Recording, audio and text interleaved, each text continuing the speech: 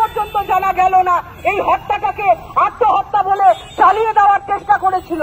সমস্ত ঘৃণ্য অপরাধের সাথে যিনি যুক্ত ছিলেন সেই সঞ্জীব ঘোষ কি করে জামিন পেল, তার প্রতিবাদে আজকে আমরা রাস্তায় আছি।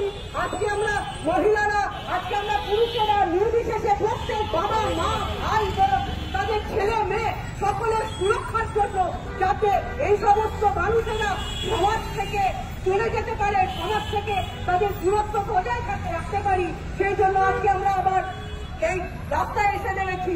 এই বিচার ব্যবস্থার বিরুদ্ধে আমাদের এই লড়াই আবার শুরু করছি।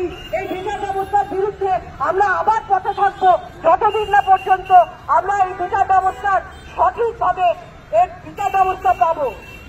ইনকলাব জিন্দাবাদ, সিপিআইএম জিন্দাবাদ। অরুণিমা,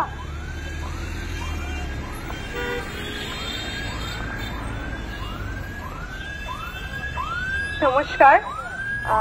আজকে 4 মাস হয়ে গেছে আমাদের তিলোত্তমা বা অভয়ের ঘটনা আমরা অনেকেই হয়তো ভুলতেই শুরু করেছি, কারণ আমরা সবাই স্বাভাবিক জীবনের ছন্দে ফিরে গেছি। মুখ্যমন্ত্রী যেরকম বলেছিলেন যে আপনারা উৎসবে ফিরে আসুন, অনেকদিন হয়ে গেছে।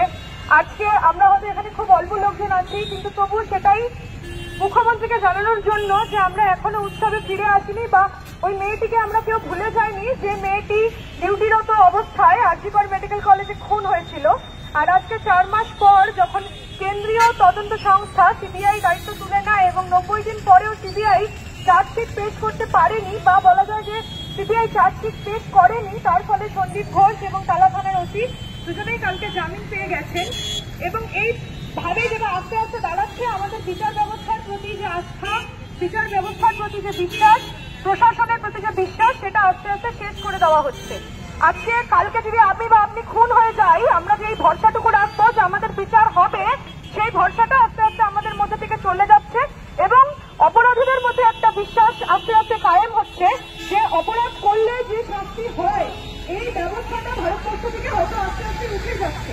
অপরাধীরাও আস্তে আস্তে ভাবতে শুরু করছেন যে অপরাধ করেও পার পেয়ে যাওয়া যায় যদি আপনারা শাসক দলের সঙ্গে থাকেন। এবং শাসক দল বলতে তৃণমূল একা নয়, তৃণমূল এবং বিজেপির সেটিং এখন ছোট